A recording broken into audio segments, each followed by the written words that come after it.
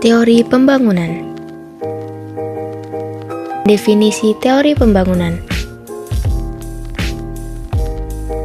Teori pembangunan adalah kerangka kerja konseptual yang digunakan untuk memahami dan menjelaskan proses perubahan sosial, ekonomi, dan politik yang dialami oleh masyarakat. Tujuannya adalah untuk mengidentifikasi faktor-faktor yang mendorong atau menghambat pembangunan, serta memberikan panduan tentang strategi dan kebijakan yang efektif untuk mencapai tujuan pembangunan.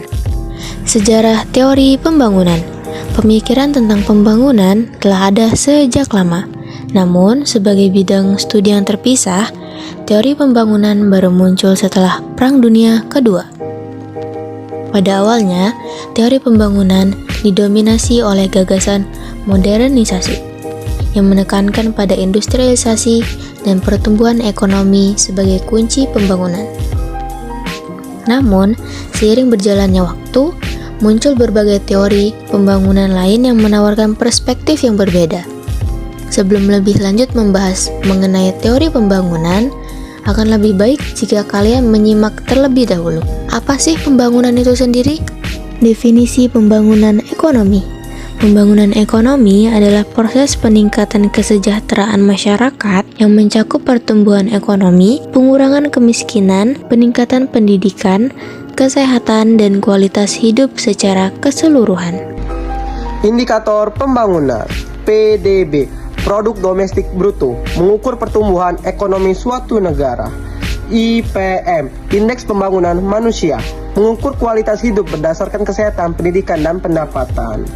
Koefisien Gini, mengukur ketimpangan ekonomi. Tingkat kemiskinan, persentase penduduk yang hidup di bawah garis kemiskinan. Faktor-faktor yang mempengaruhi pembangunan. Teori pembangunan mengidentifikasi berbagai faktor yang mempengaruhi pembangunan, antara lain faktor ekonomi, investasi, infrastruktur, teknologi, dan sumber daya alam. Faktor sosial, pendidikan, kesehatan, budaya, dan kelembagaan. Faktor politik, stabilitas politik, good governance, dan partisipasi masyarakat. Faktor lingkungan, ketersediaan sumber daya alam, perubahan iklim, dan kerusakan lingkungan. Tujuan pembangunan. Tujuan pembangunan dapat bervariasi tergantung pada konteks dan perspektif yang digunakan. Namun secara umum, tujuan pembangunan meliputi pertumbuhan ekonomi, peningkatan pendapatan per kapita, dan produksi barang dan jasa. Peningkatan kesejahteraan, peningkatan kualitas hidup masyarakat termasuk akses terhadap pendidikan, kesehatan, dan perumahan. Pengurangan kemiskinan, penurunan jumlah penduduk yang hidup di bawah garis kemiskinan. Pembangunan berkelanjutan, pembangunan yang tidak hanya memenuhi kebutuhan generasi sekarang tetapi juga generasi mendatang. Kritik terhadap teori pembangunan.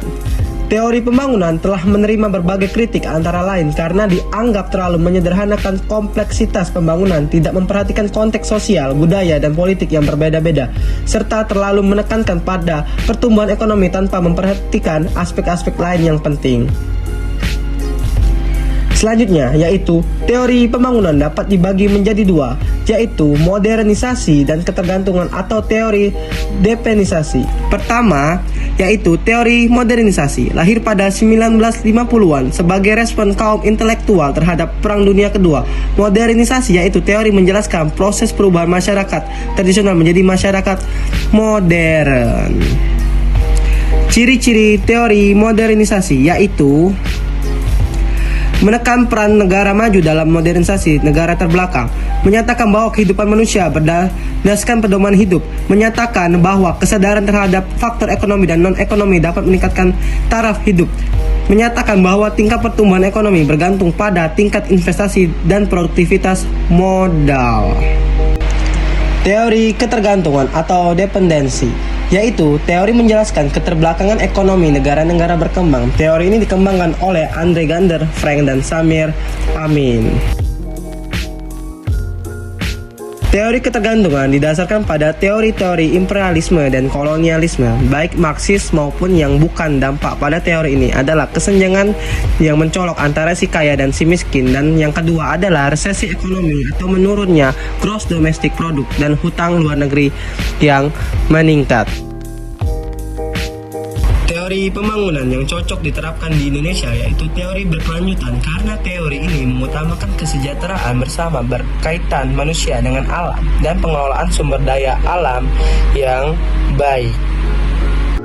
Konsep pembangunan berkelanjutan meningkatkan kesejahteraan hidup, memperbanyak SDA yang bisa diperbarui, menjaga kualitas hidup manusia, memanfaatkan SDA dengan baik agar tidak boros dan merusak lingkungan, mengelola SDA dan bisa digunakan di masa depan yang akan datang, mengutamakan keterkaitan antara manusia dan alam, melakukan pembangunan integratif. Mazhab Historimus. Mazhab Historimus melihat pembangunan ekonomi berdasarkan pengalaman sejarah tentang tahap-tahap perkembangan ekonomi suatu negara. Teori ini berasal dari Jerman dan muncul pada abad ke-19. 1. Friedrich List. Perkembangan ekonomi melalui 5 fase. 1. Tahap primitif. 2. Tahap berternak. 3. Tahap pertanian. 4. Tahap pertanian dan industri pengolahan atau manufacturing.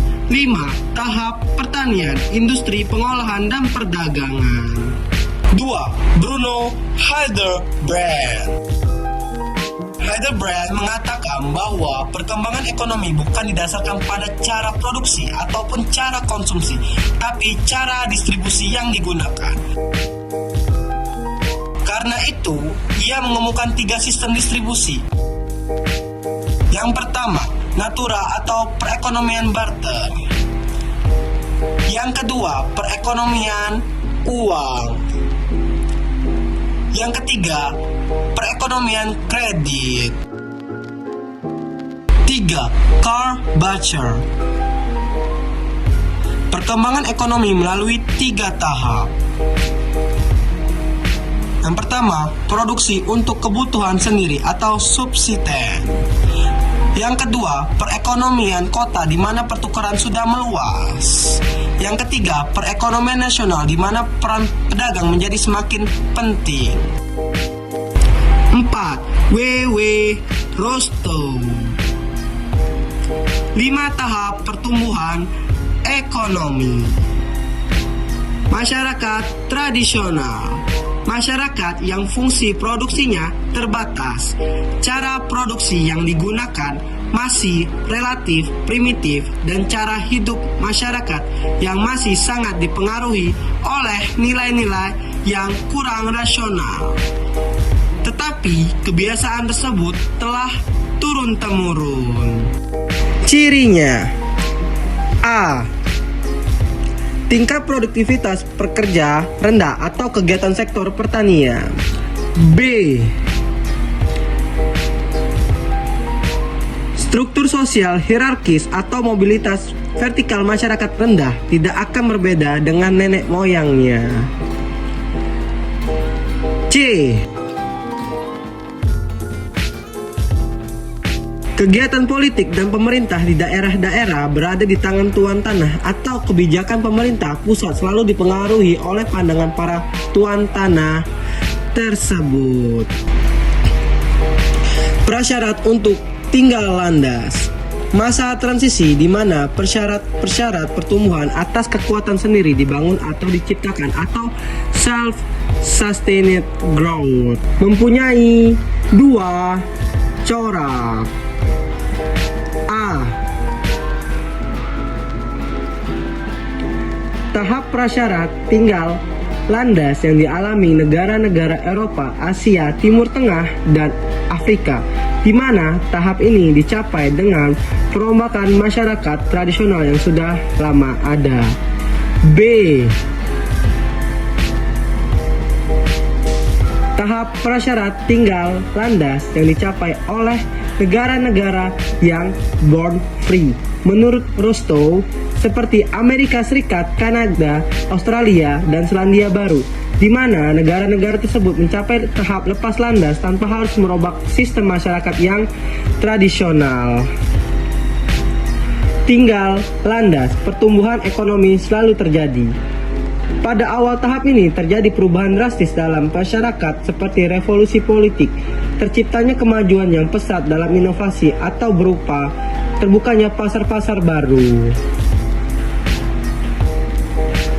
4 faktor untuk menciptakan leading sector.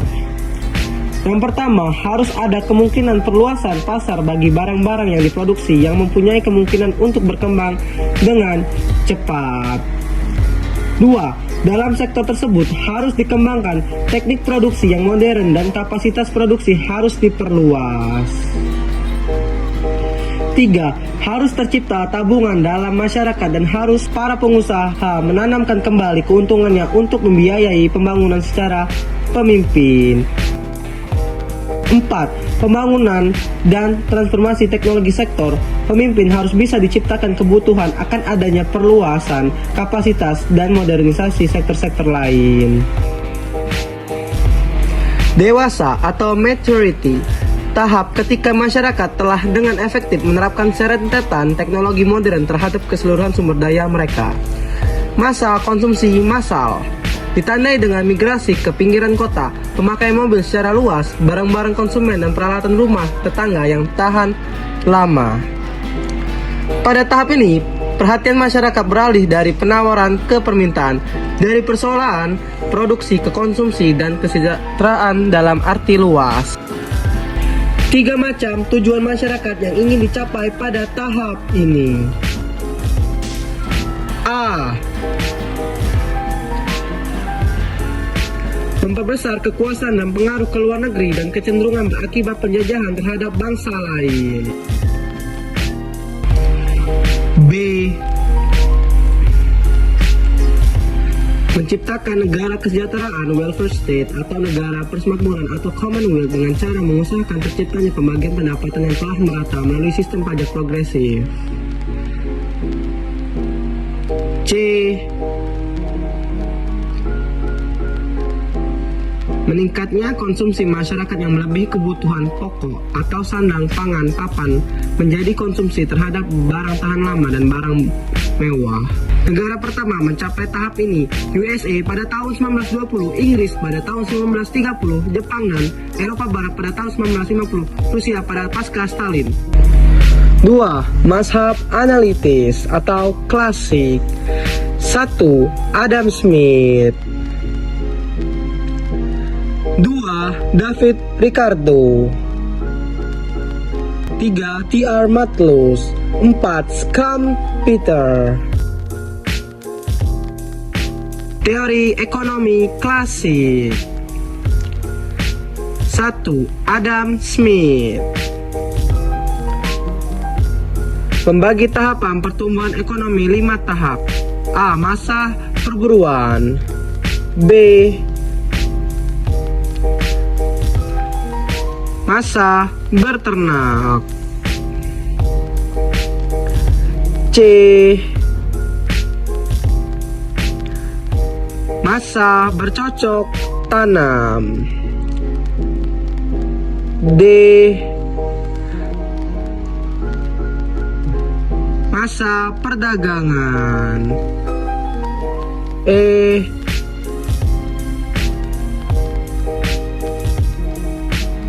Tahap perindustrian. Masyarakat akan bergerak dari masyarakat tradisional ke masyarakat modern yang kapitalis. Dalam prosesnya, pertumbuhan ekonomi akan semakin terpacu dengan adanya sistem pembagian kerja antara pelaku ekonomi. 2. David Ricardo. Proses pertumbuhan ekonomi tidak lain adalah proses tarik-menarik antara dua kekuatan dinamis.